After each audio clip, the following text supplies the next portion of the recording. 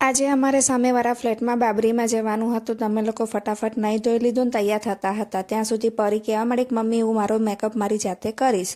તો સાચી પણ એની સાથે એવું કહેવા માંડી કે અમે અમારો મેકઅપ જાતે કરીશું, તમારે કરાવવાની જરૂર નથી. શાબાશ બેટા, બહુત બઢિયા મુન્ના.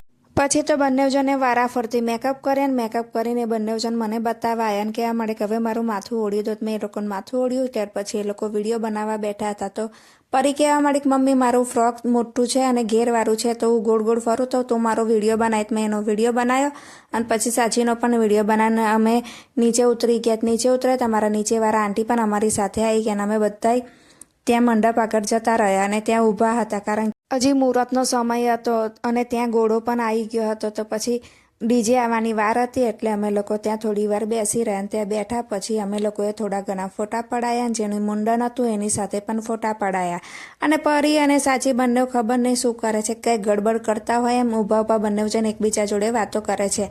અને જેનું મુંડન છે એની આ બે બહેનો છે જે ડીજે આવવાની રાહ જોતી હતી. ને પરી અને સાચીને જોયું ખબર નહીં ત્રણે સણ શું વાત કરે છે અને ત્યાં ઊભા છે અને એ લોકો એકબીજા જોડે ખબર નહીં શેની ચર્ચા કરે છે. ત્યાં સુધી જેનું મુંડન છે એ છોકરો પણ આવી ગયો તો એ લોકોએ ફોટોશૂટ કરાયો અને પછી ઘોડો પણ આવી ગયો તો એને ઘોડા પર બેસાડી દીધો. બેસાડ્યો અને હાથમાં તલવાર આપી દીધી કારણ કે એનો વરઘોડો કાઢવાનો હતો.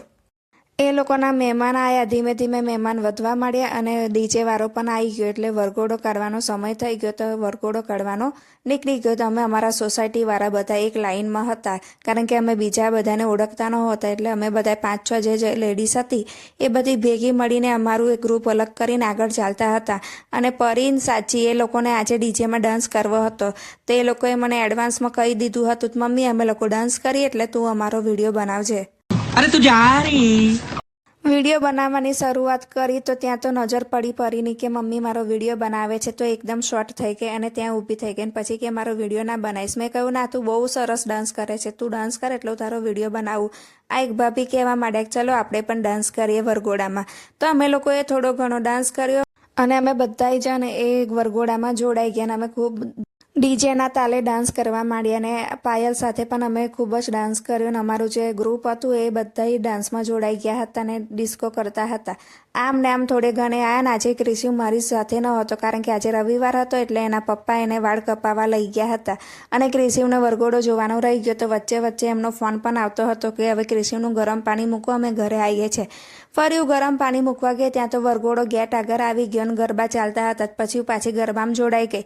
આમ ને આમ ગરબા પત્યા ને પછી વરઘોડો પતિ પણ ગયો અને જમવાનું શરૂ થઈ ગયું. તો અમે બધા એક સાથે જમવાની થાળી લીધી અને પરી કે મારી થાળી અલગથી લેજે. મેં એની પ્લેટ પણ અલગથી લીધી અને એને દાળ ભાત લીધા ને પૂરી શાક લીધા. ક્રિશિવને દાળ ભાત બહુ ભાવે એટલે એને મારી સાથે વધારે દાળ ભાત લેવડાયા અને અમે બધા નીચે બેસીને જમી લીધું. જમીન પછી અમે લોકો જ્યાં બાબરી થતી હતી અને એના વાળ કપાતા હતા ત્યાં આવીને બેસી ગયા. ને અમે થોડા એ લોકોના રીતિ રિવાજ પણ જોતા હતા કારણ કે બધાના રીતિ રિવાજ અલગ અલગ હોય છે.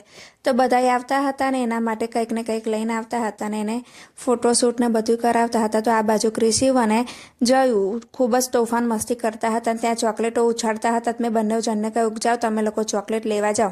તો જયું ક્રિશિવને ખેંચી જાય છે અને ક્રિશિવ કહે છે ના મારે ચોકલેટ નહીં ખાવી.